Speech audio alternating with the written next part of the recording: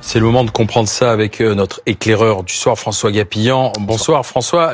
Quand on dit Hamas, à quoi fait-on référence précisément Alors, bonsoir à tous. Le Hamas, ça veut dire ferveur ou zèle en arabe. C'est surtout un acronyme. C'est l'acronyme arabe de Mouvement de résistance islamique. Le Hamas, il est créé en 1987. Regardez un peu comment tout est parfaitement bien orchestré. Le mot hébreu Hamas veut dire violence. Violence donne le 85 40 131 41. Comme la ville de Hambourg. Emmanuel Macron le 10 octobre 2023 était à Hambourg et j'avais bien dit dans la dernière vidéo que l'hamburger est né à Hambourg, en Allemagne. Reptile donne aussi le 85 40 41. Ceux en contrôle ne sont pas humains. Et le mot violence, on le trouve dans la Bible. Et quand on le regarde dans la Bible pour la première fois, on le trouve dans la Genèse, 6e chapitre, le 11e verset. La terre était corrompue devant Dieu, elle était pleine de violence. Chapitre 6, verset 11, 611, 611.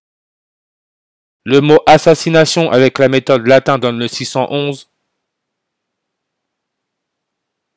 611 comme le 6 novembre. Le 6 novembre, évidemment, sans surprise, dans une année bissextile, c'est le 311e jour de l'année. On sait que le nombre 311, c'est le 64e nombre premier.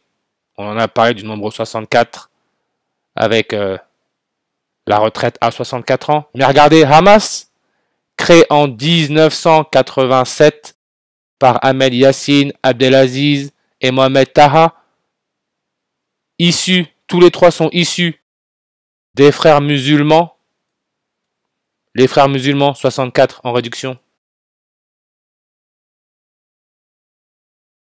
Bien que l'établissement d'un État palestinien entièrement souverain et indépendant dans les frontières du 4 juin 1967, ligne verte, Israël avec Jérusalem pour capitale, puisse aboutir à une trêve. Juin 4 64. Hamas, date de fondation, 10 décembre 1987. Donc leur dernier anniversaire, ils l'ont fêté le 10 décembre en 2022. 10, 12, 20, 22. Ça nous donne le nombre 64. Le nombre 64 est partout. Et pourquoi? Parce que le nombre 64, c'est la déclinaison astronomie de l'étoile Alpha Draconis dans la constellation du Dragon. Déclinaison astronomie en reverse 311. 311, c'est le 64e nombre premier. Alpha Draconis plus 64. Et si on regarde la caractéristique physique, sa distance par rapport au Soleil est de 310 années-lumière. Le 6 novembre, dans une année non bissextile, c'est le 310e jour de l'année. Le 10 octobre 2023, quand M. Macron était à Hambourg, loi plein emploi adoptée à l'Assemblée. Le mardi 10 octobre 2023. Regardez le nombre de voix, 310. Et si on se souvient bien, celui-là qui a déposé le projet pour les 15 heures de travail pour pouvoir garder le RSA, 15 heures de travail hebdomadaire, il est né en 64. 1er février, année non bissextile, ça nous laisse 333 jours avant la fin de l'année.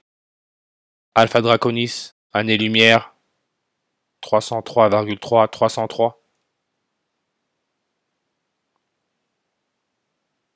Et quand les 15 heures de travail hebdomadaire ont été acceptées, le 28 septembre 2023, c'est 126 jours avant le 60e anniversaire de Philippe Juvin.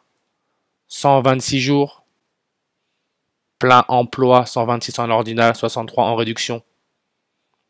Martin Hirsch, à l'origine du RSA, est né en 63, décembre 6, 126.